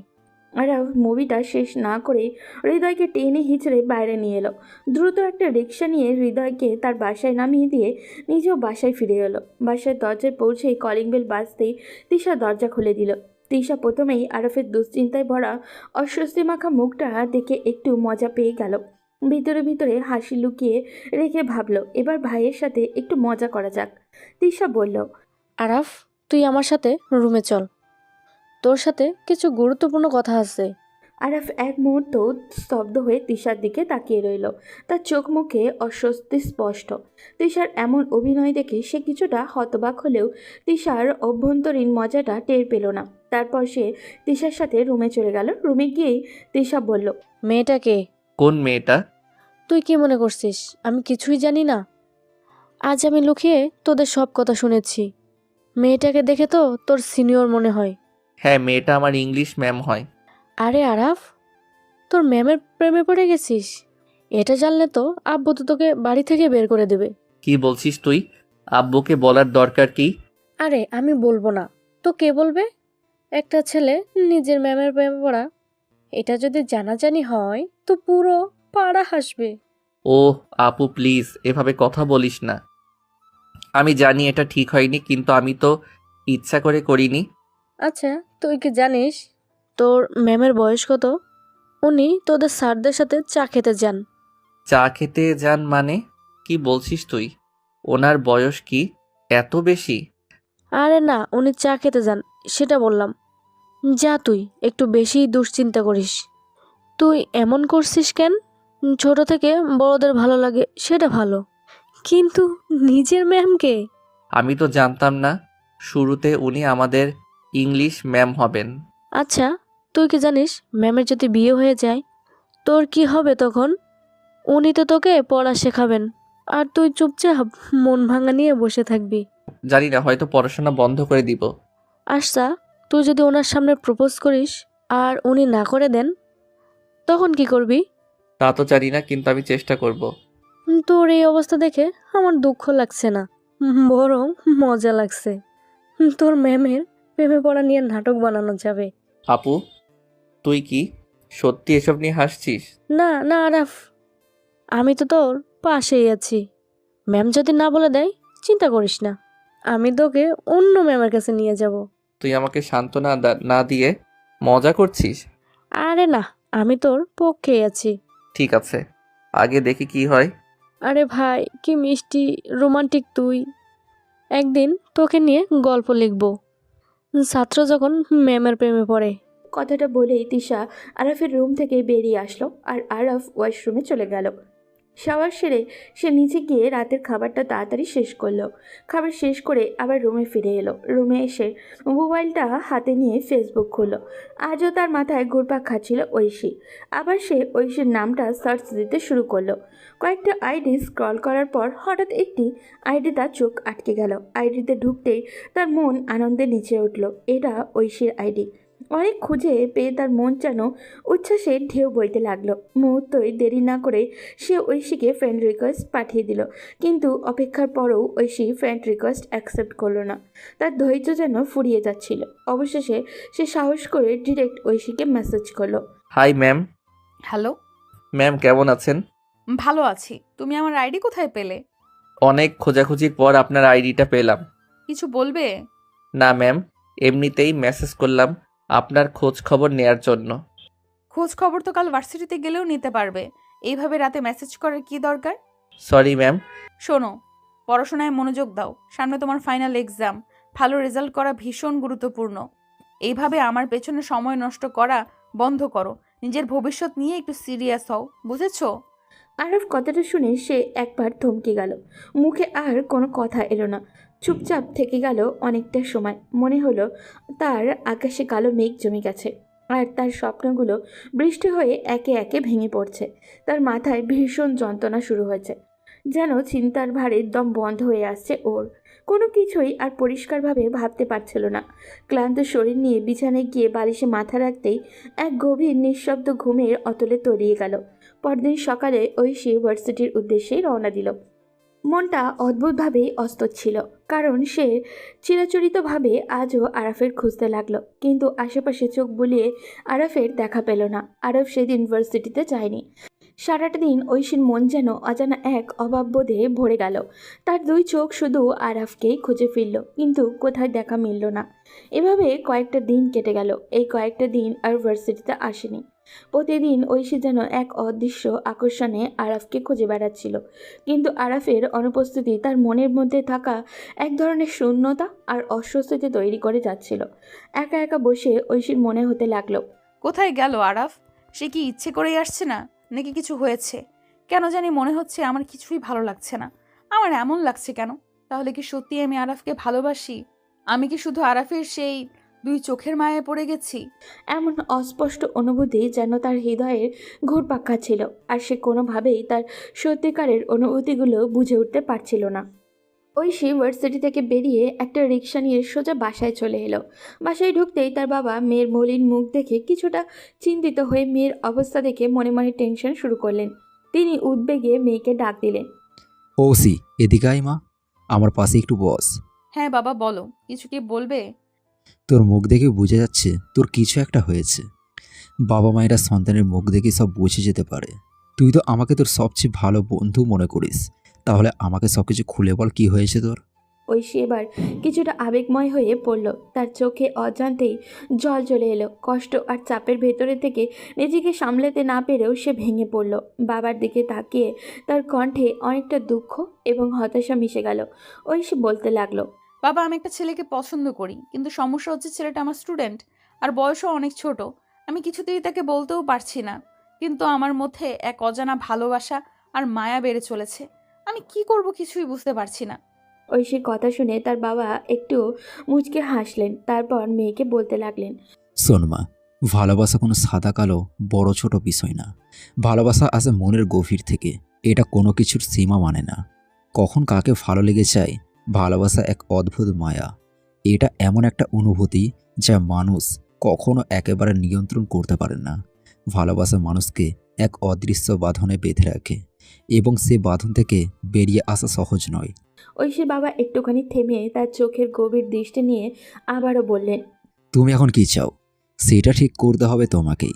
ছেলেটা ছোট নাকি বড় সেটা আসলে বড় ব্যাপার নয়।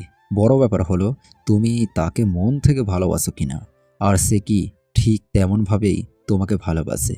যদি তুমি সত্যিই মনে করো যে তুমি তাকে ভালোবাসো, তাহলে তোমাকে সে অনুভূতির দিকে এগিয়ে যেতে হবে। তবে মনে রেখো, আমি সবসময় তোমার পাশে আছি। তুমি যা সিদ্ধান্ত নেবে আমি তাতে তোমার সঙ্গী আছি। তার বাবা এসব কথা ঐশীকে অনেকটাই শান্ত করলো, যেন তার হৃদয়ে এক ধরনের শক্তি এসেছে। বাবার প্রতি আস্থা এবং ভালোবাসা অনুভব করে ঐশী ভাবতে লাগলো, তাহলে কি আমি সত্যিই তাকে ভালোবাসি? যদি হ্যাঁ, তাহলে কি আমাকে এগিয়ে যাওয়া উচিত? ঐশী আর কোনো কিছু না ভেবে সোজা রুমে চলে গেল। কিছু সময় একা থাকতে চাইল সে। ফ্রেশ হয়ে এসে কাপড় চেঞ্জ করে মনটাকে কিছুটা ঠান্ডা করার চেষ্টা করলো। তারপর হাতে ফোন নিয়ে তিশাকে কল করলো। তিশা ফোনটা রিসিভ করে বলল, হ্যালো ঐশী, কেমন আছো? হ্যালো তিশা, আলহামদুলিল্লাহ আমি ভালো আছি। তুমি তো আর কিছুই জানালে না আমাকে। আমি অনেক চিন্তা ভাবনা করে দেখেছি এবং আমি সত্যি আরাফকে ভালোবাসি। তবে মাঝে মাঝে মনে হয় আমার মধ্যে কিছু সংশয় রয়েছে। আমি জানি আমি একটা সাধারণ পরিবারের মেয়ে। তোমাদের বাবা মাকে আমাদের এই সম্পর্ক মেনে নেবে? ঐশী, তুমি এসব নিয়ে একদম চিন্তা করো না। আমি জানি আমার ভাই তোমার সাথে সুখে থাকবে, তাই আমি আমার ভাইয়ের জন্য আমার পরিবারকে রাজি করাবো। আমি আমার ভাইয়ের সুখের জন্য সব করতে রাজি। তাহলে কি আমি আরাফের সাথে কথা বলবো? আরাফ কিছুদিন যাবৎ ভার্সিটিতে আসছে না, মনে হয় আমার উপর রাগ করে আছে। না, এখন আরবকে কিছু বলার প্রয়োজন নেই। আমরা এই বিষয়টি সারপ্রাইজ হিসেবে রাখতে চাই। আমি আমার বাবা মার সাথে কথা বলে তাদের রাজি করানোর চেষ্টা করব। তারপর তাদের নিয়ে তোমাদের বাড়িতে আসব। তোমার বাবার কাছে আমি আমার ভাইয়ের জন্য তোমাকে চাইতে আসব। এই কথাটি শুনে সে একেবারে লজ্জায় লাল হয়ে গেল। তারপর ফোনটা কেটে দিয়ে আনন্দে নাচতে শুরু করলো। আজ তার মনের মধ্যে যেন এক ধরনের অদ্ভুত উচ্ছ্বাস বিরাজ করছে। সব কিছু এত সুন্দর লাগছে যেন তার পৃথিবীটাই অন্যরকমই হয়ে গেছে। তাকে যে মানুষটি খুব পছন্দ করে তাকে সে পাবে, এই চিন্তাতেই তার মনের মধ্যে এক ধরনের শান্তি এবং আনন্দ ঢুকছে। এদিকে রাতে খাবারের জন্য আরাফ ডাইনিং টেবিলে এলো। এসে দেখলো ডাইনিং টেবিলে খাবার পরিপূর্ণভাবে সাজানো হয়েছে। সে খাবার খেতে বসলো আর তার বাবা, তিশা এবং তার মা সবাই একসাথে খাবার খেতে বসলেন। আরাফের এমন অবস্থা দেখে তার বাবা বললেন, আরাফ, কি হয়েছে তোমার? তোমাকে এরকম দেখাচ্ছে কেন? কই বাবা, কিছু হয়নি তো। এমনিতেই মনে হয় ঘুম একটু কম হয়েছে। তোমাকে আমি সেদিন অনেকবার বোঝানোর চেষ্টা করেছিলাম, নিজেকে একটু বদলাও, ডিসিপ্লিনের মধ্যে এসে জীবনটা একটু ঠিক পথে নিয়ে আসো। কিন্তু না, দিন দিন তোমার শুধুই অধঃপতন ঘটেছে। মনে হচ্ছে তুমি নিজেকে হারিয়ে ফেলছো। দিন দিন তুমি আরও খারাপ হয়ে যাচ্ছ, যা আমি আশা করিনি। তার বাবার এই কঠোর কথাগুলো শুনে আরফ কিছু না বলে মনোযোগ হারিয়ে ফেলল। খাবারও ছেড়ে দিল। প্লেটের মধ্যে পানি ঢেলে তার হাত ধুয়ে উঠে চলে গেল। তার বাবা নীরবভাবে তার দিকে তাকিয়েছিলেন, যেন হতাশ ও উদ্বেগ ভরা দৃষ্টিতে। তিশা পুরো পরিস্থিতি দেখে একটু নরমভাবে বলল, মা, বাবা, আমি আরাফের ব্যাপারে আপনাদের সাথে কিছু কথা বলতে চাই। আরাফের ব্যাপারে কি বলবোই বলো? আরাফ একটি মেয়েকে পছন্দ করে। কি বলছিস এসব তুই? হ্যাঁ বাবা, আমি ঠিকই বলতেছি, সে একটি মেয়েকে পছন্দ করে। আমার মনে হয় তাকে এখন বিয়ে করিয়ে দেওয়া ঠিক হবে। যে ছেলে এখনো নিজের জীবনের কোনো দিকে মনোযোগ দেয় না, সব সময় খামখেয়ালিভাবে চলাফেরা করে, তার পক্ষে কিভাবে একটা মেয়েকে বিয়ে করে সংসার করা সম্ভব? বাবা, আমার মনে হয় ওই মেয়েটা তাকে বুঝিয়ে শুধরে নিতে পারবে। আর যখন ছেলেদের ওপরে কোনো দায়িত্ব আসে, তখন তারা অনেক বেশি পরিণত হয়ে ওঠে, নিজেদের সিদ্ধান্ত নিতে সক্ষম হয়। আচ্ছা ঠিক আছে, কিন্তু মেয়েটা কে? আর নাম কি? কোথায় থাকে? পরিবারে কে কে আছে? বাবা, মেয়েটার নাম হচ্ছে ঐশী। আরাফের ভার্সিটিতে ইংলিশ ম্যাম, এবং ঐশী আমাদের এই পাশেই থাকে। তার বাবা একটি প্রাইভেট কোম্পানিতে জব করতেন। কিছুদিন আগে একটা অ্যাক্সিডেন্টে তার দুটি পাই চলে যায়, আর মা ঐশীর জন্মের সময় মারা যায়। কি বলছিস তুই? তুই কি পাগল হয়ে গেছিস? আরাফের থেকে বয়সে বড় একটা মেয়েকে আমি কিভাবে আমার ঘরের বউ বানাবো? মানুষ তো এ নিয়ে হাসাহাসি করবে, আমার অগ্রিম সম্মানটাই ক্ষতিগ্রস্ত হবে। এটা আমি কখনো মেনে নেব না। বাবা, মানুষের মন্তব্য দেখলে তো জীবন চলবে না। তুমি যখন তোমার ব্যবসা শুরু করেছিলে, তখন কি এই সমাজের মানুষ তোমার পেছনে হাসাহাসি করেনি? কিন্তু আজ দেখো তুমি কোথায় পৌঁছেছো। আর যারা তোমাকে নিয়ে হাসাহাসি করেছিল, তারা এখনো একই জায়গায় দাঁড়িয়ে আছে। আর ঐশীর সাথে আমি কথা বলেছি, মেয়েটা সত্যিই অনেক ভালো, এবং আমি বিশ্বাস করি এই মেয়ে আমার ভাইয়ের জীবনে আসে, সে সুখী হবে, সে তার জীবনকে আরো সুন্দরভাবে সাজাতে পারবে। তিশার কথা শুনে তার বাবা একটু চিন্তায় পড়ে গেলেন। অনেকক্ষণ নীরব থেকে তারপর তিশাকে বললেন, তুই ঠিক বলেছিস মা, আমারও মনে হয় এই সিদ্ধান্তই আমাদের আরাফের জন্য ভালো হবে। ঠিক আছে, আমরা ঐশীর বাসায় যাব এবং তার বাবার সাথে কথা বলবো। তুই ঐশীর সাথে কথা বলে একটা ডেট ঠিক করে ফেল। ঠিক আছে বাবা। এরপর তিশা ঐশীকে ফোন করে সব কিছু খুলে বলল। দুজনে আজ আলোচনা করে পরের দিন তিশা আর তার বাবা মাকে নিয়ে ঐশীদের বাসায় যাবে এমন সিদ্ধান্তই নিল। তিশা এসে তার বাবা মাকে এই বিষয়ে জানালো। তারপর সবাই যে যার রুমে চলে গেলেন। আরফ এদিকে নিজের রুমে বসে আছে, ফোনটা হাতে নিয়ে বারবার ঐশীর ফেসবুক আইডি খুঁজে দেখছিল। তার চোখ ঐশীর ছবি থেকে সরে না, আর সে স্ক্রল করতে করতে রাত প্রায় 3টা হয়ে গেল। কখন ঘুমিয়ে পড়ল সে নিজেই বুঝতে পারল না। পরের দিন সকালে সবাই ঘুম থেকে উঠে নিজের প্রস্তুতি নিতে লাগলো ঐশীদের বাসায় যাওয়ার জন্য। আরফ ঘুমে থাকায় তাকে ছাড়াই তারা ঐশীদের বাসায় চলে গেল। ঐশীদের বাসায় পৌঁছে সবাই একসাথে বসে আলোচনা শুরু করলো। তখন আরফের বাবা কিছুটা গম্ভীর দৃষ্টিতে বললেন, বেআই সাহেব, আমার ছেলে আর আপনার মেয়ে দুজনেই একে অপরকে পছন্দ করে। আমরা চাই তাদের দুজনের হাত এক করে দিতে, যাতে তারা একসাথে তাদের জীবন সুন্দরভাবে সাজাতে পারে। যদি আপনার অনুমতি থাকে, তাহলে আমরা এই ব্যাপারটা সামনে এগিয়ে নিয়ে যেতে চাই। মা হারা একমাত্র মেয়ে আমার। আমি অনেক আদর ও যত্নে তাকে বড় করেছি, তবে আজকে এই পরিস্থিতির কারণে তাকে চাকরি করতে হচ্ছে। যতই আদরের মেয়ে হোক, পৃথিবীর নিয়ম মেনে একদিন তো তাকে বিয়ে দিতেই হবে। আর আমার মেয়ে যদি আপনাদের বাড়ির বউ হয়, তাতে আমার কোনো আপত্তি নেই। এটা তো আমার জন্য গর্বের ব্যাপার। আমি এতে পুরোপুরি সমর্থন জানাই। আলহামদুলিল্লাহ, তাহলে আমরা বিয়ের একটা ডেট ঠিক করে নেই। হ্যাঁ, আপনারা একটা ডেট ঠিক করে ফেলুন আপনাদের সুবিধা মতো। তাহলে আর দেরি করার কোনো প্রয়োজন নেই, খুব ছোট করে আয়োজন করে দুজনের বিয়ে দিয়ে দিব। তাহলে আগামী শুক্রবারে বিয়ের দিন থাক।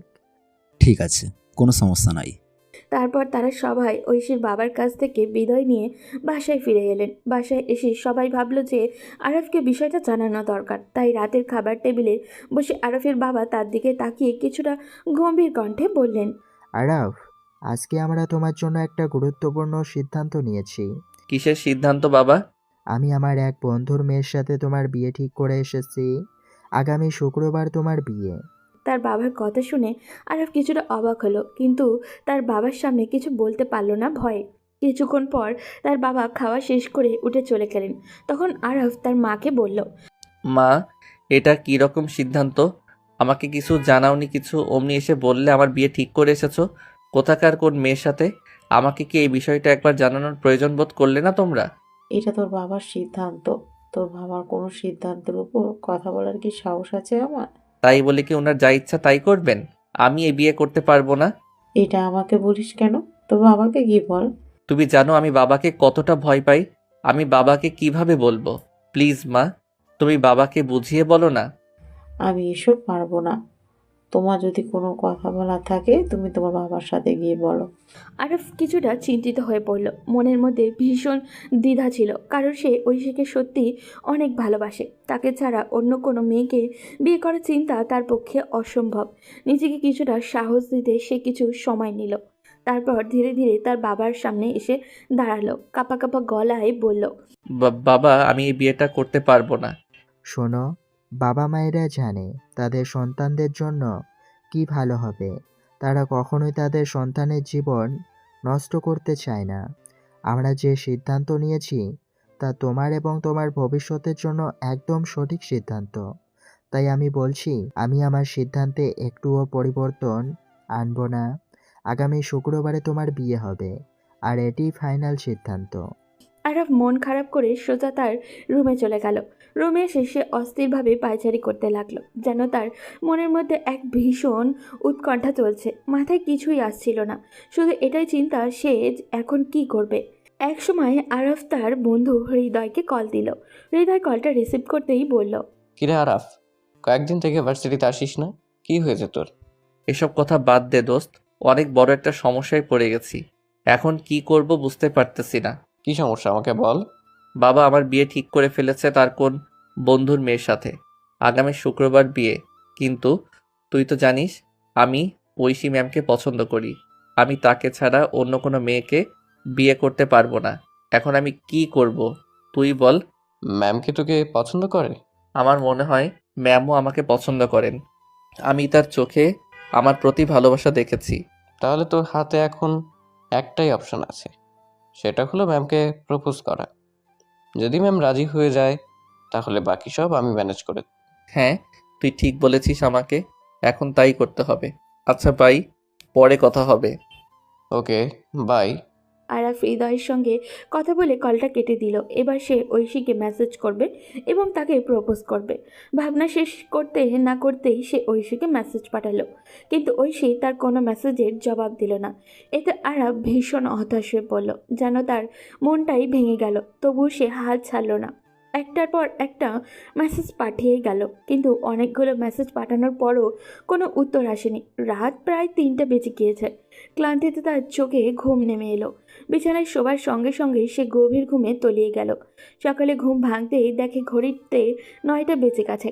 তার মানে এখন ঐশী ইউনিভার্সিটিতে যাওয়ার জন্য বের হবে। কোনো কিছু আর না ভেবে তাড়াহুড়ো করে রেডি হয়ে সে সরাসরি ঐশী বাসার নিচে গিয়ে দাঁড়ালো। কিছুক্ষণ অপেক্ষার পর ঐশী নিচে নেমে এলো। ঐশীকে সামনে আসতে দেখে আরাফ সাহস করে তার সামনে গিয়ে দাঁড়ালো এবং বলল, ম্যাম, জাস্ট একটা কথা বলবো। জাস্ট একটা কথা বলার জন্য আমি এখানে আসছি। ম্যাম, একটু সময় নিব। আরাফ, তুমি আমার বাসার নিচে কেন আসছো? সরি ম্যাম, বাসার নিচে আসার জন্য জাস্ট একটা কথা বলার জন্য আসছি। এটা কোনো রিজন হলো? তুমি কথা বলার জন্য এভাবে আমার বাসার নিচে চলে আসবে? ম্যাম, জাস্ট একটা কথা ম্যাম। ওয়েট, তার আগে তুমি এটা বলো, কাল রাতে তুমি আমাকে এতবার কেন মেসেজ দিয়েছো? ম্যাম, আপনাকে জাস্ট একটা কথা বলার জন্য আমি কাল রাত থেকে একটুও ঘুমাইনি। শোনো, আমি তোমাকে কিছু কথা বলি। তুমি তোমার পার্সোনাল লাইফে কি করছো না করছো সেটা জানা তো আমার কোনো প্রয়োজন নেই। Please ma'am. ওকে, বলো। বাট আপনি আমাকে প্রমিস করতে হবে, আমার কথাগুলো শোনার পর আপনি ঠিকঠাক মতো ক্লাস নেবেন, ঠিকঠাক মতো ভার্সিটিতে যাবেন। তোমার কথা শুনতে হলে এখন আমাকে প্রমিস করতে হবে যে আমি ক্লাসে যাব কি না। আরাফ, তুমি বলো কি বলতে এসেছো। ঝটপট বলো, আমার অনেক কাজ আছে। Ma'am, I love you. আমি সিরিয়াসলি আপনাকে ভালোবাসি। প্রথম দিন যখন আপনাকে দেখি সেদিনই আমি আপনাকে মন থেকে ভালোবেসে ফেলি। আমার জীবনের প্রতিটি মুহূর্তে, প্রতিটি ভাবনায় আপনি আছেন। বাসায় গেলে আমি শুধু আপনাকে ভাবি, ঘুমালে আপনাকে দেখি, খেতে বসলে আপনার কথাই মনে হয়, ক্লাসে থাকি বা ক্লাসের বাইরে সবসময় শুধু আপনি আমার মনে জায়গা নিয়ে আছেন। এমনকি বন্ধু বান্ধবদের সঙ্গে আড্ডা দিতেও আপনার মুখটাই মনে ভাসে। আর আমার স্বপ্নের কথা বলবো কি, সেখানেও কেবল আপনি। ম্যাম, আমি জানি হয়তো এই কথাগুলো বলার সাহস আমার আগে হয়নি, কিন্তু আজ আমি আর দমিয়ে রাখতে পারছি না। আমি সত্যি আপনাকে ভালোবাসি। I love you ma'am. Aishi আরাফকে একটু কাছে এসে হাসলো, তারপর মিষ্টি করে বলল। আরাফ, আমিও যে তোমাকে ভালোবাসি, তুমি সেটা কখনো বুঝতে পারোনি।